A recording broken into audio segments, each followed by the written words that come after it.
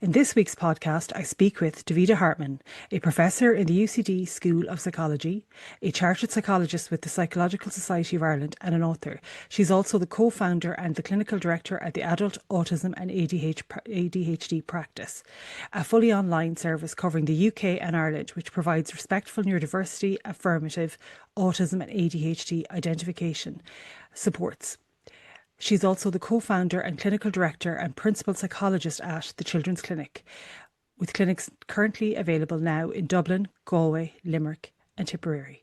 This week, Davida and myself spoke, I suppose, in depth and really authentically about adult autism assessment. A huge thanks to Davida Hartman for being here with me again today. She was already here previously where we talked about the Children's Clinic. So today we're going to focus on adult autism, I suppose, as an assessment or as an identification, depending on, I suppose, where your language base is. So Davida, the first question that came in on my social media, I asked, I suppose, very broadly to the community, I suppose, across the world that follow me, and what kind of questions would they like me to ask of you? And one that came in specifically about the Adult Autism and ADHD Practice is, what kind of supports do you provide there, and what could they expect if, say, they go to yourself or one of your incredible colleagues for an assessment to identify whether or not they may be, or supposed to be confirmed whether or not they are in fact autistic. So what could they expect from the Adult Autism and ADHD Practice? Okay, well, yeah, thanks a million. I'll tell you a bit about the practice, and then I will go into telling you what they can expect. So the Adult Autism and ADHD Practice, it is a fully online service, and we support the autistic community actually worldwide, apart from Canada and USA. We have a lot of people in the UK actually come to us, and we have a mix of UK-based psychologists and Irish-based psychologists. And what we are all about is neurodiversity-affirmative adult autism and ADHD assessments, or what we like to call it identification process. We don't use the word assessment, but I might use those interchangeably here so that people actually know what I'm talking about. So, specifically what we provide kind of 4 or 5 different things, but consultations. So there's a once-off consultation where you can come and discuss whether you might be autistic. There's another one where you can discuss whether you might be ADHD, and there's another one where you can discuss where you might be either or you can just go for the full assessment or identification process for being autistic, being ADHD, or being ADHD, autistic and ADHD. And when I set up, so the Adult Autism and ADHD Practice, it was set up during COVID. And I was literally going for runs on the beach, and I was thinking about, okay, there was no other service at the time. There is no service in Ireland. The HSE doesn't do, there are no wait lists. You can't get ADHD assessments, yes. Well, if you're lucky, but autism assessments, it's not actually possible. So there was nowhere for people to go apart from privately, and there was 1 or 2 people that were doing it but with other stuff, but nobody was specializing in this area at all.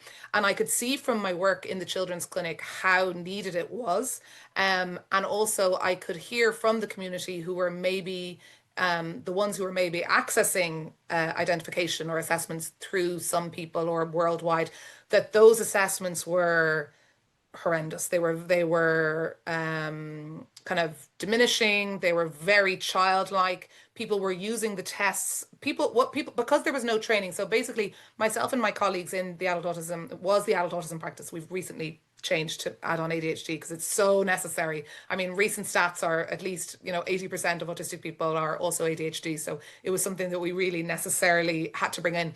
But as part of the process, we wrote a book, the Adult Autism Assessment Handbook, a neurodiversity-affirmative approach, and it was literally the first book in the world on adult autism assessment. So that is not to blow my trumpet, but is actually to show how new this was. So that book was maybe published 2 years. I mean, literally, there had been no book on it at all. So it was so new, and there's no tests. I mean, look, a lot of the tests for children are useless anyway, but there's no standardized tests. People were using the very childlike ethos, showing adults pictures of frogs, doing this very observational checkpoint, this very stereotypical view. So, and people were having very negative assessments, and then it was so needed. So like I was talking about before, I brought in, because I'm not autistic myself, I wanted the autistic voice to be at the absolute core of everything that we did. And so I brought in my colleague, Tara O'Donnell-Killen, who runs Thriving Autistic along with many other ventures. She's absolutely amazing. And she really helped shape it from, I knew it was going to be strengths based and I knew it was going to be respectful and I knew that we weren't going to use the data tests, but she really supported the shape in terms of it being neurodiversity affirmative, which is seeing autistic as a valid, just different way of being, along with other different neurotypes like ADHD and all of those various things. Okay, so the core of what we do at the Adult Autism and ADHD Practice is that the work that we do is neuroaffirmative from the very, very start to the very end. So all the questions that are asked, our whole processes are based on supporting autistic communication and neurodivergent communication, and being very respectful, very collaborative. We are not we are not the experts who are going to tell you whether you are autistic or ADHD. This is a collaborative process in supporting you for this. So, because I think what we hear time and time again from the people that come to our practice is that they have been to many professionals, seen many psychologists, have all kinds of diagnoses of a lot of borderline personality disorder. So I think a lot of the women, 60% to 70% of the people that come to us are women. A lot of them have seen a lot of psychologists, been diagnosed with borderline personality disorder, anxiety disorders, OCD, bipolar, all of these kind of things. And we're very reluctant to actually go to another professional for a scenario that was going to be very negative and diminishing and not listening to them. So one of the kind of two core pieces is, one, that we're absolutely collaborative. We do not take an expert opinion, and that we are fully neuroaffirmative from the start to the finish. And we're constantly, I've such a great team. We have two principal psychologists, one of whom's autistic. We have constant reviews of our processes from people who are coming to us in terms of really meeting the needs of the people that are coming to us.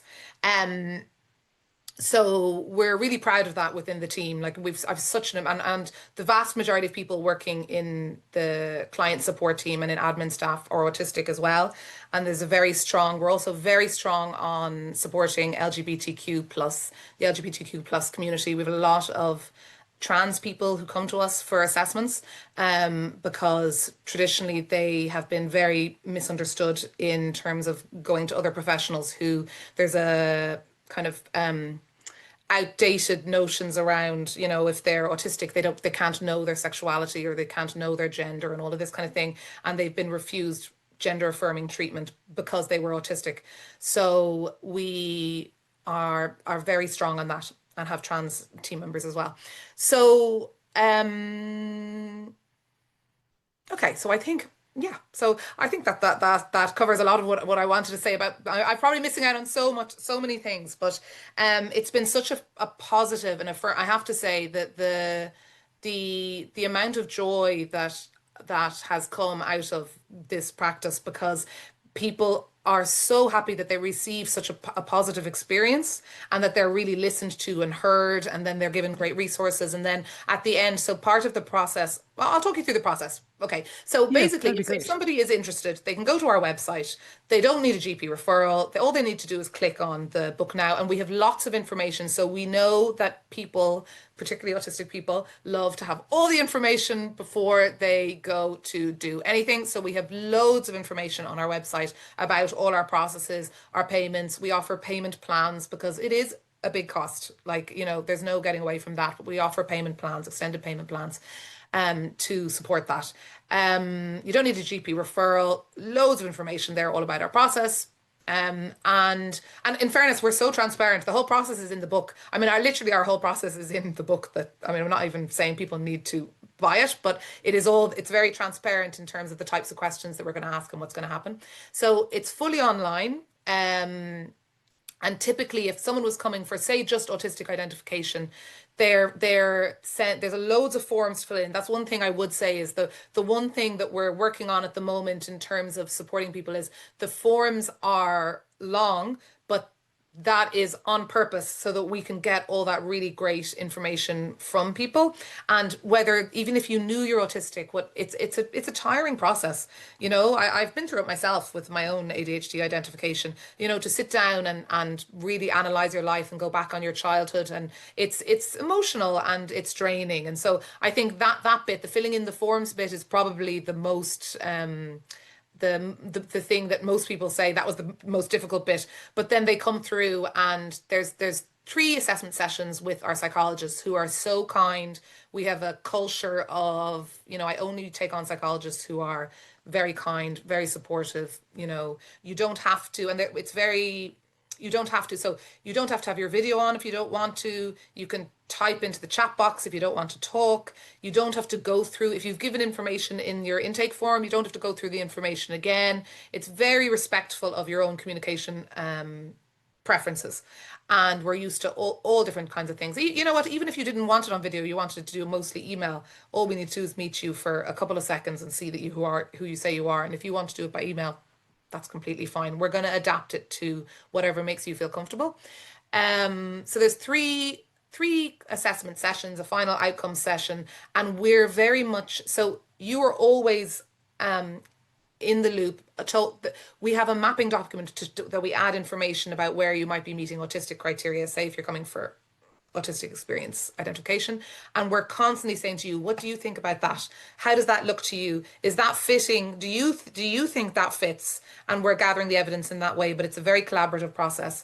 And then when it's finished, then there's a free post-identification, post-assessment support session with Thriving Autistic, who are absolutely amazing nonprofit organization who have loads of therapists who can provide loads of support in loads of different ways. And you can choose your Thriving Autistic therapist. With us, you can also choose once you've finished the forms and paid, and then or set up your payment plan, you're given you can choose your psychologist. So you can see the psychologist bios, you can choose and you can read them, and there'll be a video of them as well. And you can choose who you want to see based on your own preferences. And then it's the same with Thriving Autistic. And then for ongoing support after that, you can stay with, and we provide Thriving Autistic with people's consent. We provide Thriving Autistic with information about you. So you're not starting this whole new process of intake with Thriving Autistic. It's a very seamless, we're providing that information to them. You're linking in with them for post-identification support. And then if you want to continue with therapeutic support with them, you can, and they have all kinds of low-cost options as well. And then it's similar for ADHD, similar for autistic experience and ADHD experience. God, do you know what word stands out to me? I'm listening to you talking, and that word autonomy, like it's so autonomous all the way Yes. through. You're like, well, this is my perception of what you've just said, but I could just I feel like I'm in the, that phrase, driving seat. I'm Yes. driving. I'm Yeah. in control of what's happening. I don't, because it's so much I find, because obviously I was late in life identified. I felt like Yeah. so much of my life was outside of my control because I couldn't figure out, say, because the years before I knew that I was autistic, or officially, I always say officially identified. I felt like I never had a good strong hold on what's actually really happening. Is this what I actually want to do? What's going on? But while you were talking there, I was like, you probably saw me nodding. I was like, oh my, this is amazing. It's like, I Yeah. feel like if that was me, I'd be fully in control of what's happening. Yes. It's my voice centered all the time. It's really autonomous. It's about what do I need from this experience, but that you're fully Exactly. on board with collaborating with me to get me to wherever it is I need to be, as in whether it's to be identified, whatever it's going to be, but also that Yeah. post identification support, like Yeah. critical but essential, but already thought of. Like you've thought of everything to support a person like myself that might come to you to really understand, and I suppose really accept for who, myself for who I am. Yeah, yeah. I mean, we've done a lot of work into providing exactly what You've people literally want. written the rule book on it, essentially, Yeah. with the handbook that you've developed. You've literally written the book on it, like Yeah, literally. but I think but I think the one thing that people really say when we ask them, and for, or even if just they come back with reviews or to give feedback, because we're constantly looking for feedback to improve our processes. But the one thing that everybody says is that it was literally the first, and do you know what? It makes me sad for the medical and psychology profession, even though I know there's wonderful psychologists out there. So I'm not kind of putting them down that in that way, but a lot of the medical profession, that they literally say it was the first time that they have felt heard. Like it's the first time that someone has actually listened to them, and that their voice, as you Saw say, them, is the like most I can see important. you. if that makes Yeah, sense. yeah, yeah. And that we trust their experience on their lives. So for example, there used to be a lot of the adult, I mean, even the look, you don't have to have so some people, for example, one of the infantilizing a lot of it was infantilizing, that was the word I was trying to think of Yeah. earlier, was that there has to be a parent report to, so we would have people coming in their 50s and 60s and who had been to There other mightn't professionals, be. like we couldn't possibly diagnose you, that's not the language you use, because you don't have a parent report to say about your childhood experiences, or and it's like, come on, these people are very able They're to, adults.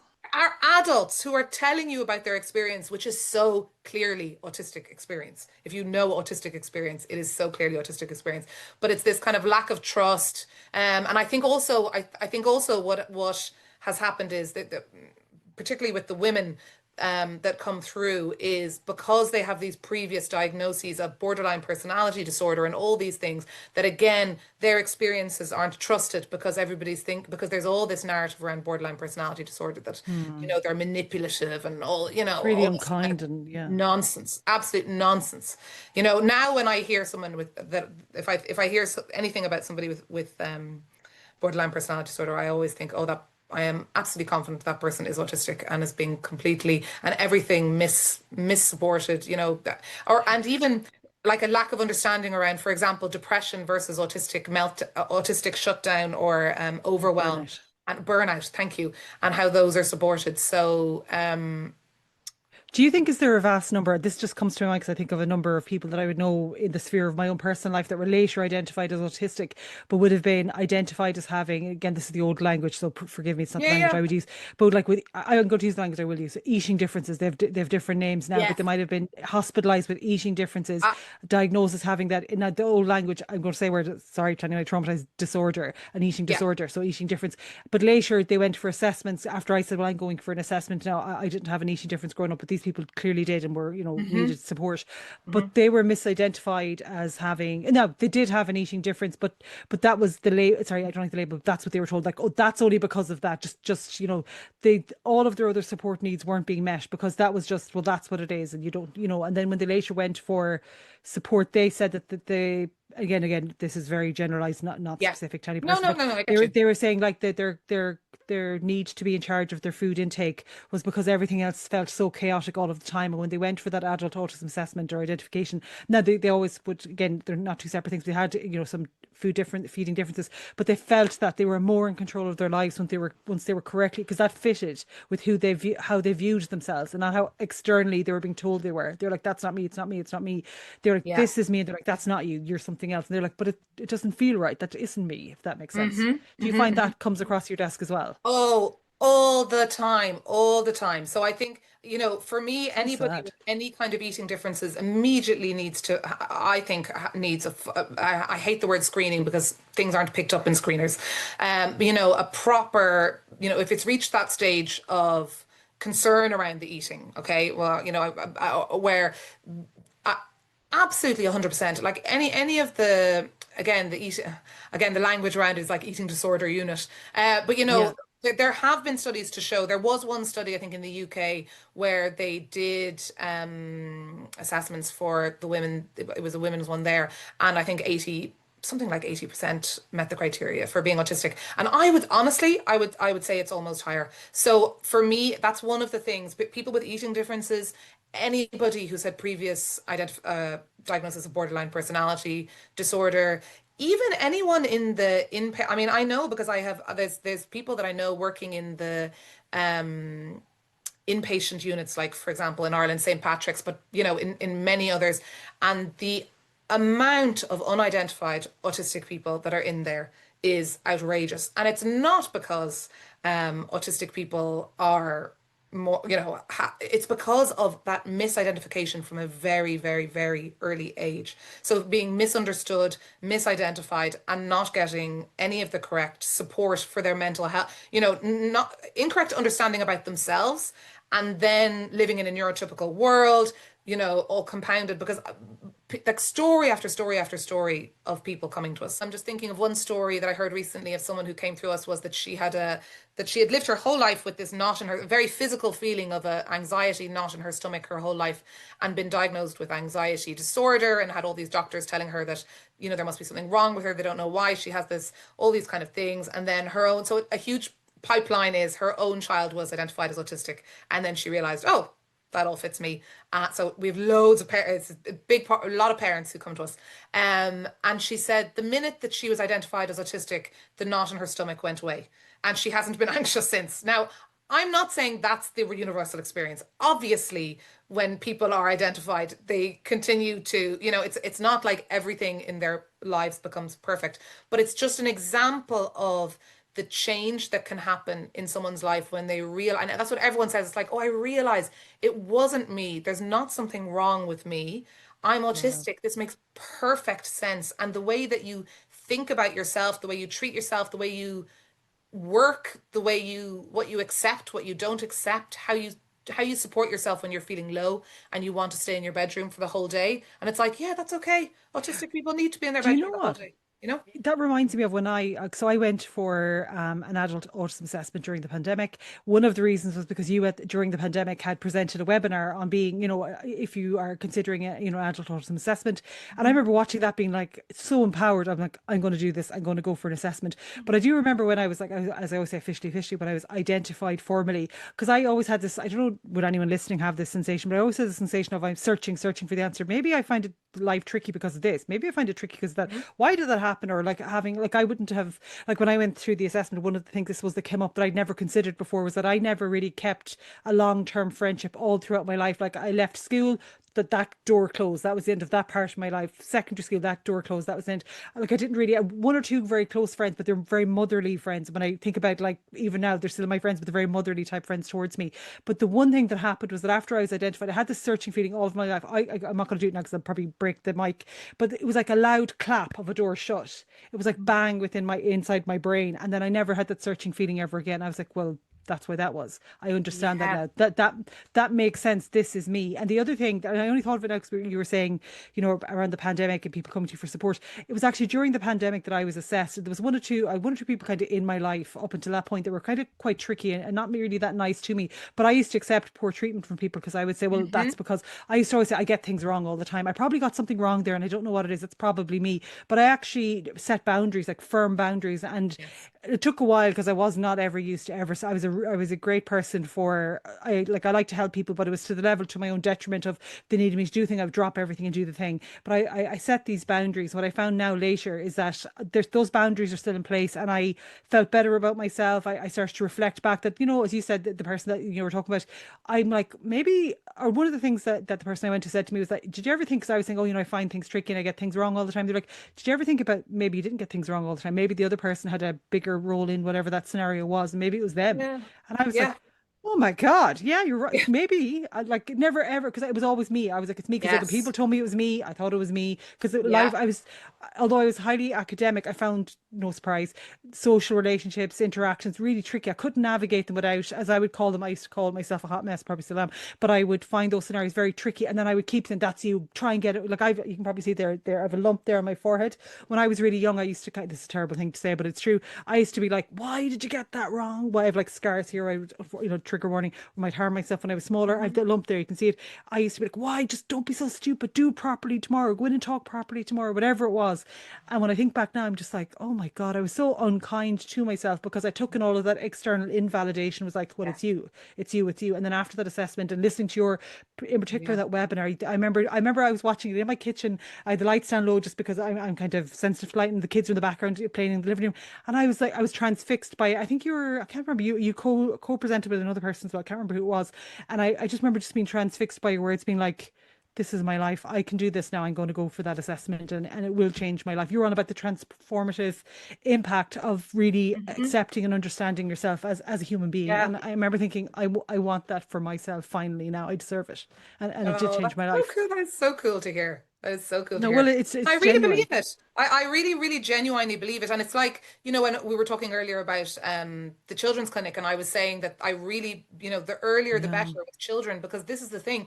Children are going around thinking there's something wrong with them. but it's not. That is the story constantly across all the adults. What's the word I want to think of? It's been such an honor to be able to hear the stories, because the people who are coming into us are telling us their stories of their lives, and there is there's such a commonality of thinking there was something wrong with them, then So the sad, isn't change. It it? is so sad. It is so sad. And the difference, that's why I think it's so, as the earlier that you can get in there and change that narrative around, no, it's not you, people are just different, we have different ways of communicating and interacting, and that there's loads of other people just like you, and you're perfect just the way you are. It can make such an impact to your lives. And it makes a huge positive impact to people. I mean, everybody that comes through us says, I'm so happy that I know now. Everybody wants to know. There's a kind of narrative like, well, why do you can sometimes hear that with some people. Oh yeah, Sure, what's why the do you need point? it? Why would I need to know? Why would I need to know? And the thing is, well, okay, maybe you don't need. There is some very rare people, I think, there are some people who are genuinely have grown up thinking, well, this is just me and I'm different and that's cool. And you know what? Then in that case, and if you think that then yeah, you are actually fine. There is no need. But I think if you are internalizing that there is something wrong with you or different, and going around, I heard there was one person I read that said it's like you've had this puzzle but you didn't have the cover, this like 1,000-piece puzzle that you've been trying to put together your whole life, and suddenly you're given the cover and you're like, oh, this is this Oh is yeah, what I get that. my life is like. And even for me with my own ADHD identification, I can look back on things in my life, and I always thought, it never made sense to me why I had such bad memory, and why I used to think, there's something wrong with me that I can't remember. Because my best friend has an amazing memory. It's like she's like my memory. We joke that she's my memory stick, and I'll sometimes ask her, what did I, what did I think of this particular situation, and she'll know exactly. But I always kind of thought, it's a small example of something that I always thought was odd, very weird, and didn't fit with, other things in my life. And now, sure, it's so common. It's such a common ADHD experience. It's like all these things that you thought were, I laugh, I see, there's all these memes, like all these things that you thought were personal quirks are actually just Mm, neurodivergent experience. mm. But I really do, the positivity that comes from it is so huge. But then there is also a period of grief afterwards, in terms of Mm. looking back on your life and realizing that you spent all that, there is that. And I think that's something that it's important to There's a lot of realize. realizations, because one thing that you maybe there's another reason for this, but I'm going to put it down to that I believe it was because of high masking all my life. I Yeah. remember before I went for that adult autism assessment, it was probably maybe a year before the pandemic. I remember being in a library in Castlebar talking to a friend of mine that is a mother of autistic girls, and I was talking about autism. We were just chit chatting. We probably shouldn't have been chit chatting in a library, but we were. So sorry to the library, but we were talking away, and I was saying to her, "Do you ever feel like you don't have a face?" And she was like, "Sorry." I said, "Do you ever?" I was like, "I know I have a face, but when I walk around, I feel like it's blank because I don't know who the person is. I know it's me. I obviously look, I fully understand I'm Amanda, this is who I am, but I don't feel like I have, like, I wouldn't be able to pick myself out of a photo." And she was like, "God, no, I never." And I said, I was giving her a story of when I was in second year in university in Galway, where, the way you go find your digs or whatever you're going to live in. Yeah. And we were, myself and my friends were out in a place called, I think it was called Glendara in Galway somewhere. But anyway, we were out there and we needed to, look around the houses. And I was saying, well, I definitely want the room with the ensuite. And I was thinking, I'll have to tell my dad that was the only room available, so he'll pay the extra. But anyway, I remember going into the bathroom. I think it was the weirdest thing that I ever saw. That there was like a picture of a person above the sink. And I remember saying to my dad after, the only thing about the room is it was really weird. There was a picture above the sink. And I thought it was really weird. I don't know why anyone have a picture. And he said, well, when you come to move in, I'll come in and just check there's no camera behind that picture. It's very strange. And I was Oh like, yeah, God, yeah. Dad, there's no camera. Do you know what it was? It was a mirror. I'd been looking at myself in the mirror and thought it was a picture, and I couldn't understand why was there a picture in the bathroom. But I remember at that time thinking, what is wrong with me? And Dad was like, Amanda, that's a mirror. And I was like, oh, they must have just put that there. But it was, I had looked at myself in the mirror, didn't Yeah. recognize it was me. And then because I had been kind of, as that piece around the high masking, I was Uh-huh. doing all of this all of the time. Hmm. And that, like, it took me a long time, even after I was, this is going to sound very strange. Afterwards, that, to feel comfortable looking like at my, like, not that I sat, I have a mirror over my shoulder. Yeah, I would stand there looking at myself. But it took me a long time to be like, this yeah, is who you are. And this is yeah. why, because I didn't. I was always doing that searching of who am I? Who am I? Like, no, I'm not this. They tell me I'm that. That doesn't feel right. Mm-hmm. Okay, they're telling me I'm really bad at this. Okay, well, I'm definitely really bad. I would take all the negatives that people would say, Mm-hmm. but I couldn't Mm-hmm. accept the positives. But I do Mm-hmm. remember that piece with the mirror and also saying to somebody, I feel like I don't have a face. And they were like, no, I've never had that. Because I didn't have a Yeah. strong, like what you were saying there, like how affirming it is. Why should you So go for an assessment? For yeah, me, it was, I accept now all of the great things about me. I can yeah, also acknowledge, I was chatting to you earlier, but I'm definitely perimenopause at the moment, definitely mm, ADHD, and I'm finding some tasks too tricky for myself at the moment. But I'm not harsh to myself about it. I'm like, yes, well, I'm trying to find solutions with the strengths that I do have to help me do the things I find too tricky, if that makes yeah. sense. Because I have compassion, that's the word. Since Oh yeah, it brings such compassion, and I'm the same. I don't come home and go, "Oh my God." Well, I still sometimes think, "Oh, I talk too much," but I have a bit, you which could I never do, talk enough, you know. too much. I think you're But class. it's really funny us talking together, even outside the Talking, I keep podcast. talking all over you by accident as well. Yeah. Oh, I'm doing sorry. the same to you. But I think that it's a huge self-compassion, and I think that's it. There's all these small things that you realize, that people realize throughout their lives. So it's huge. You bring this huge compassion to yourself, and then also empowerment in terms of, Mm. no, do you know what?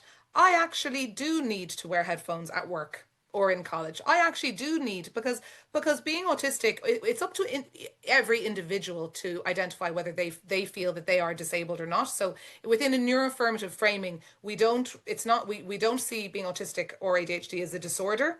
So it's not a disorder, but people can be disabled by society because it's not set up for autistic people. And then there's some people who say, do you know what, even if society was set up for me, actually, I do really have some sensory things that wouldn't go away, and I would still feel disabled by. So what we say is that disability is not a dirty word. Some people No. identify as disabled, some people don't, and it's up to them. But what I would say is there's empowerment also in that, in saying, well, you know what?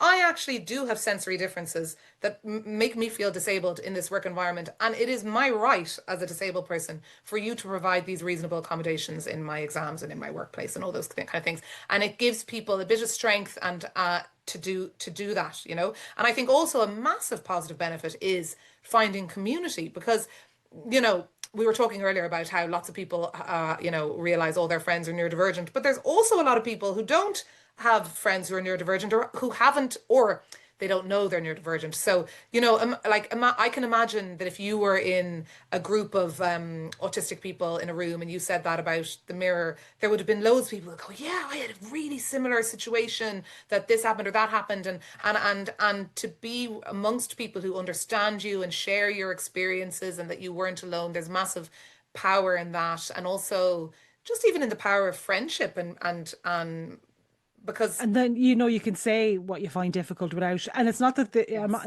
it's not that people that aren't autistic are inherently judging or being negative, but you have the fear factor because you've grown up, remember all of that lifetime, sometimes being misjudged by sometimes people that were negative because you were different or whatever it was. So there is the fear factor. yeah, Whereas, so you know what you were saying there about like community, it reminds me of community and culture. And over my shoulder there is a character. I don't really draw it as often now because I don't have the time. Well, being honest, I'm tired. But is Audie, and I draw yes, that I know character her online. well. And one of the things that I remember, I was doing this post assessment, post identification, and it was to help me process what did I think about everything. And I found it, you wouldn't maybe be surprised 'cause I'm on a podcast, but I found it more difficult to talk about what I was thinking. So I started drawing it, and I remember one of the first posts that I drew was about autistic culture, and I just thought these are things I always did all my life, but I only realized through, as you were suggesting earlier, listening to autistic voices, talking to other autistic people, that I realized maybe there's a commonality of culture here. And I remember putting that post up thinking, oh, I don't know what people think of this. It got like 36,000 likes, and I was like, oh my God. But then it was saved like X amount of like 50, 60,000 times. And I was like, what is happening? But what I realized then was that was my own way of understanding where my place was in the community. And like you don't have to be public about it, you can just be like Mhm. privately thinking. But for me, I found like myself processing the experience by doing that. But I found myself within the community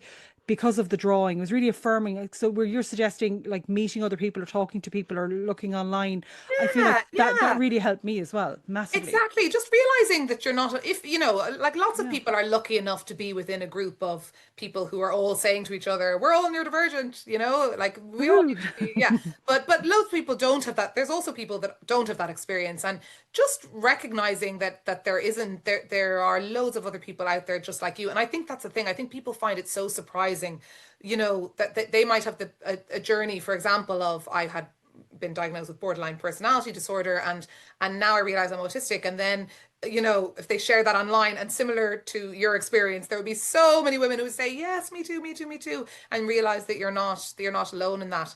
And I think that what people don't realize also, that even that there is an autistic culture or ADHD culture Yeah. and sense of humor, and, you know, Like you're all about memes, or I call them memes. Hey, it's like it's not, it's memes. So a meme.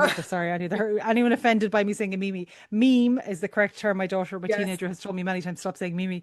So even that, sharing those memes online, like yeah. I think they're hilarious. Oh, listen, most of my time on Instagram is sharing memes, like funny autism and ADHD, you know, memes Because you'll too. only get it if it's part, like people will be like, "Oh, what's that about?" But people that get it because Yeah. they've lived it in some form, whatever the in joke is, because you get it because you know it Yeah. inherently. Yeah, it's really really Yeah, funny. exactly. And I think that there's massive healing as well in humor like Humor. that. And Yeah. actually, most of comedians are actually autistic. Yeah. There's more and more very famous comedians realizing they're definitely ADHD, because as you can imagine, the lifestyle of a comedian is perfectly suited to an ADHD person, but also autistic. And I think it's that what I love about and again, this is generalization, but what I love about autistic people is that because they can see these social norms, and that's what comedy is. It's like seeing these things that we haven't really put into words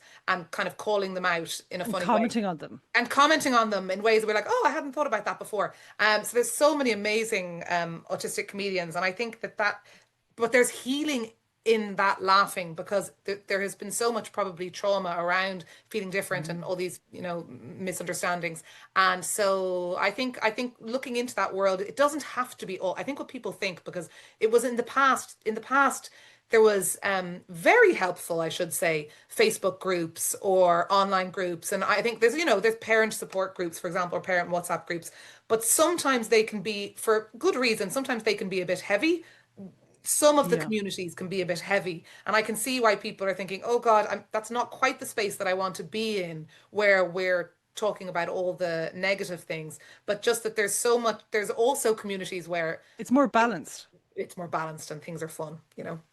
Yeah, no, I absolutely agree. So I suppose I'm thinking about more of the questions that came Yeah. in. Let me think one that might, because I'm watching my time as well, because I know I keep talking over you by accident. Sorry, Oh, that's it's that's what perfect. Haley would say. That's a touch of autism there, a touch of the autism. Okay, so I suppose my next question would be then, say if I'm an adult. Somebody has suggested to me, say, if I didn't know I was autistic, that, what often comes up, and I think you'll recognize this well through the children's clinic practice as well, is that, say, my child has been identified, maybe it's the clinician that say, would you ever consider, Hmm. that perhaps you might be autistic, or maybe that hasn't occurred. Maybe I've said to somebody, Max is autistic, and someone would say, well, actually, people did used to say to me when Jack was so before I went for an assessment, like obviously I have four autistic children. So when my my second son was diagnosed, my third child, someone said to me, "Do you not think Jack is very like you?" So my second son, and I was like, "Ah, sure, but of course he is. I'm his mother. Nobody's very like you, like the way that he is." And they didn't mean negative. He's Yeah. very like you. And I was Yeah. like, "What do you mean?" And then I was thinking, God, could that be? And then I realized, someone said to me then again, the way that you're raising your children is very unique. It's a very unique way. And I was Mm, like, what? And I was like, is that a negative? They're like, no, no, but you're raising them autistically. And I was like, well, because they're autistic. But they're like, but if they were my children, I wouldn't know to do that. Why do you think it is that you know to do that? And I was yeah. like, because I've read a lot of books. They're like, no, no, you're doing this. And then I was like, God, maybe I am autistic. But say if someone had said that to me and I was like, I was kind of conflicted. Like, Hmm. other people think I might be autistic. I'm not sure. What should people do in that circumstance if other people are suggesting to them, or they've gone through the assessment process and have identified through their children that perhaps this sounds like me, Yeah. essentially, that I this Yeah. could be a mini, people say, oh, it's a mini me, like, Yeah, and it what can be should they very do? hard to know. It's like I was saying earlier, I had no idea I was ADHD until a few years ago, even though I'm in this world for, over 25 years. So I can completely understand that. I think that, I think that, I mean, I'm always saying it, but I think actually listening to, like, again, there's so much good information out there from autistic people talking about their experiences, talking about their lives. Like we spoke earlier about that anthology in Ireland, the Yeah. anthology of Irish. from Neve Garvey, from Neve the author. Garvey. Yeah, fantastic Yes, book. my brain is starting to shut Is it down. wired differently? Okay. I can see the book in my mind. It's Wired green, but differently. Thank you. wired Yeah. differently. Yeah, And that's not the only fabulous. one. There's other ones, anthologies of women's stories. Yeah, There's also loads of people on social media online. So it's about listening to people, looking at things, like looking for autistic creators on social media. If you don't want to read the books, because sometimes that's a bit, you can just go watch the lived experience as people are lived talking. experience, see if you identify with it. And we have, like, you with the Adult Autism and ADHD practice, you can actually come for a consultation. You don't have to go straight for a full assessment. So if you Amazing. wanted to come and just talk things through and you're not sure, a lot of people come for that first, and then at the end we would again collaboratively talk with you about, well, yeah, actually, it's looking. I mean, we couldn't know after one session. We'd have to do more, but we'd give you'd have a pretty clear idea about whether it would be worth pursuing. And then Yeah. if you wanted, or if you needed to do further reading, we'd kind of give you some information there. So you can do that as well. But you can also find a lot of good information online. But sometimes it's hard to, that expression, see the wood for the trees, when it's you yourself, and when it's your children as You're so well. busy looking out into the world, sometimes you don't have the time to reflect back in and wonder. That's what I find. Yeah, exactly. Because I didn't even think, I mean, when I went to a psychiatrist for my own, I actually didn't think that he was going to identify me. I thought he was going to say, oh, well, yeah, there's signs, but you have a business, Yeah. whatever, like, so you couldn't possibly be ADHD. And he was like, yep, you meet the You're like, criteria across the board. And I okay. was like, oh, okay. That was a surprise to me. So, and again, I am literally in this world. So it is very understandable that someone wouldn't I be able suppose to understand for themselves. like a personal question that you Yeah, I know what absolutely I don't meant. have to answer. Like, so when you were then identified yourself as a person that's neurodivergent, did you have Mm. that period afterwards of being like, well, that makes a lot of sense? Like, how did you feel yourself then post identification? Because I suppose for people coming to you, it's great to know that you've also been through Yeah, a process of identification yourself. So it's not that you can't you shared that lived yeah, experience. There's yeah, a yeah. commonality. I think it was kind of a gradual. It's a lot to take. It's a lot to take in all at once. And I think it's a gradual. I had that real feeling that a lot of people do, that imposter, or maybe he got it wrong. It's a really common experience. Even Mm. after you've been through the full process, everything. Oh no, but was it maybe if I had given this different answer, or am I really? Or because there's other people who would say have a lot more challenges around their ADHD than mine, and because sometimes I feel I personally feel, and sorry, this is a universal experience that I would hear that other people would say as well, who might have jobs and be able to, let's say, mask, or I don't have a huge experience.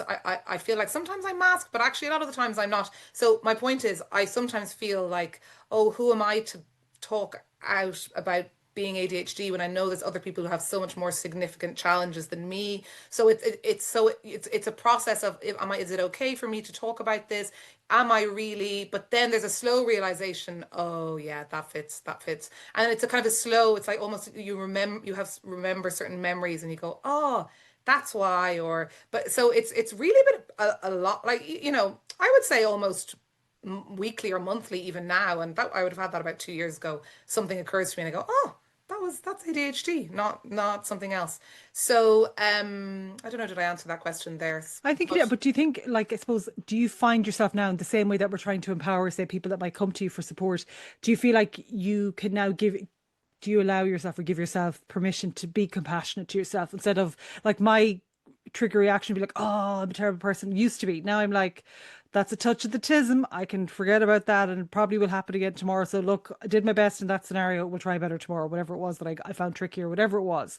Do you yeah, find yeah, you give yourself permission to be compassionate to yourself? Because you're a mom, you're a person working directly yes, all across, you're giving so much compassion out.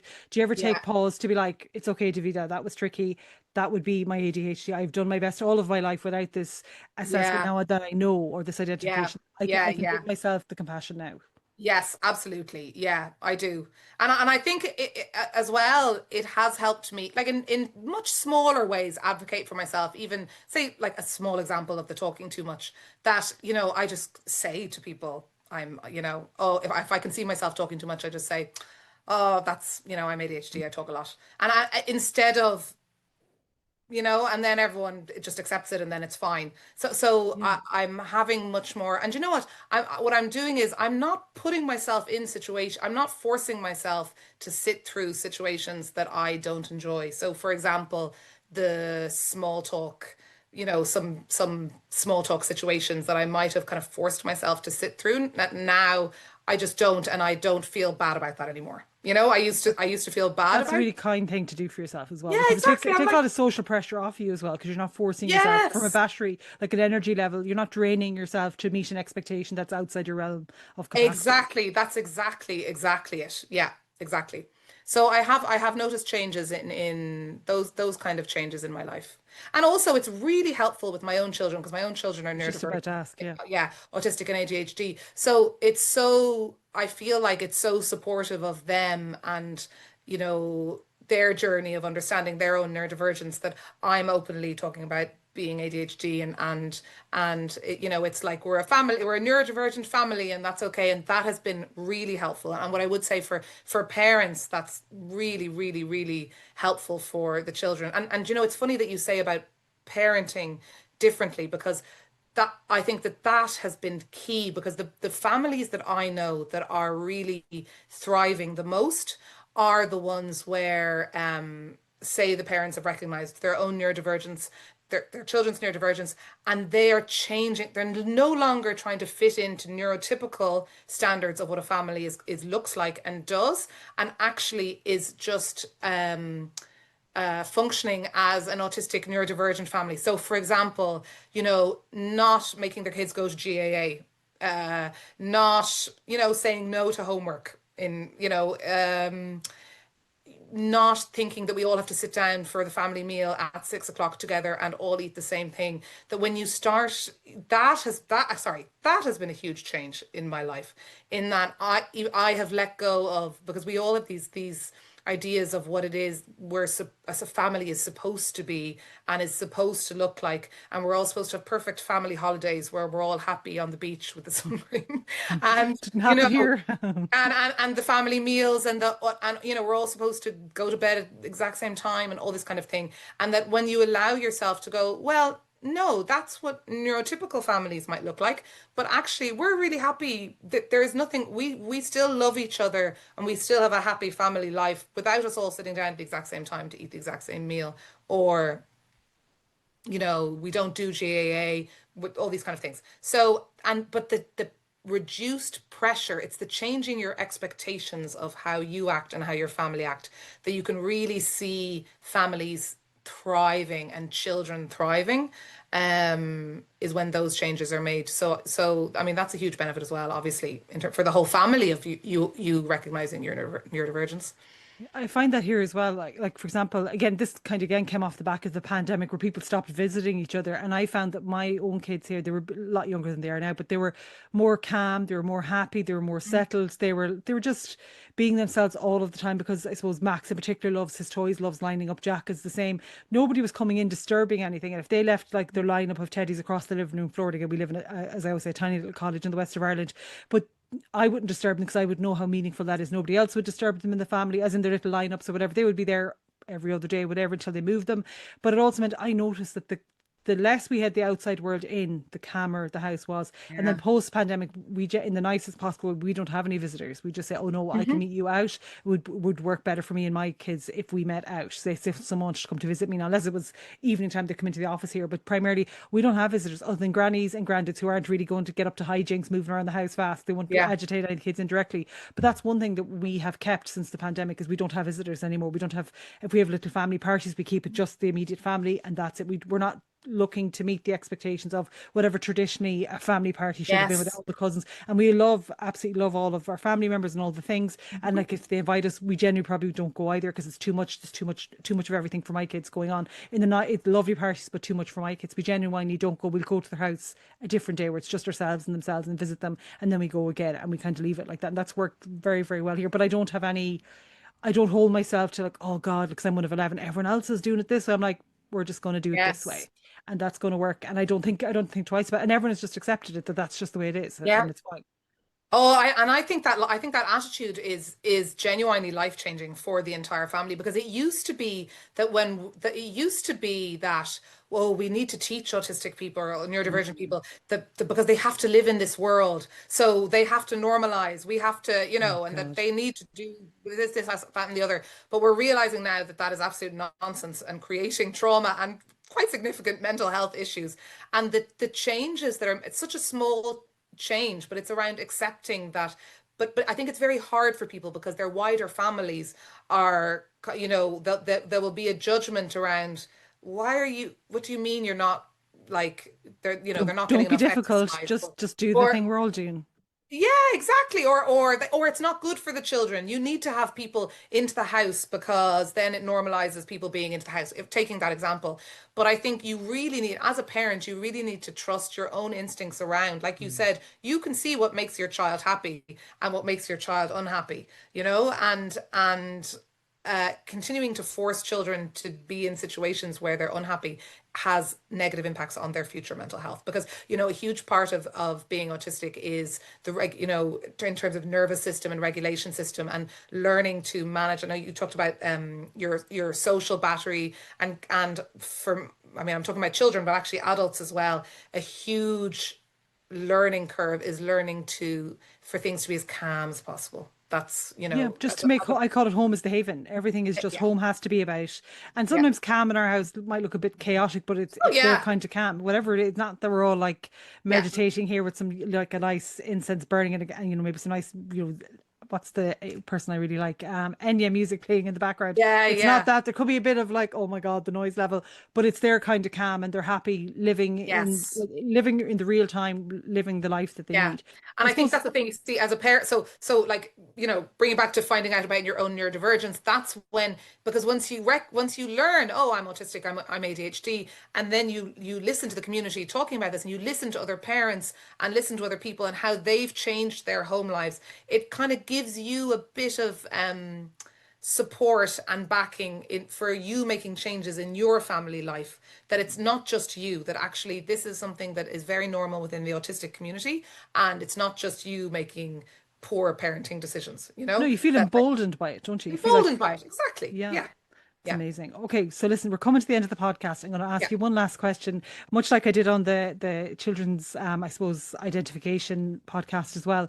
I suppose if I was today leaving the incredible, the adult autism and ADHD practice, if I was leaving today, I now know I'm autistic. I know I've, an appointment coming up with the incredible thriving autistic. But for my own, I'm leaving now. Say, I've, gone to the online assessment. I'm about to switch off the computer, and there's maybe a sentiment you want to leave within my mind of like maybe the last thing you've said to me about my assessment or something about me, like what would you say to, say, it doesn't have to be me, it could be any incredible autistic person listening to the podcast, if they had gone to the adult autism and ADHD practice and they're leaving now with the knowledge they are autistic, if there's something that you think you'd like them to know about themselves, if they've gone through that assessment, they know, or identification, and they're leaving Yeah. now, going out into the world, it's a little, I often think it's a little bit like being reborn, if that doesn't sound strange. Yeah. It's like I'm born Yeah. again, but I'm born now on my own terms, in my own life, in my own words, Yes. in my own Yeah. world, that I get to be myself this time, on my own Yes. terms. Yes.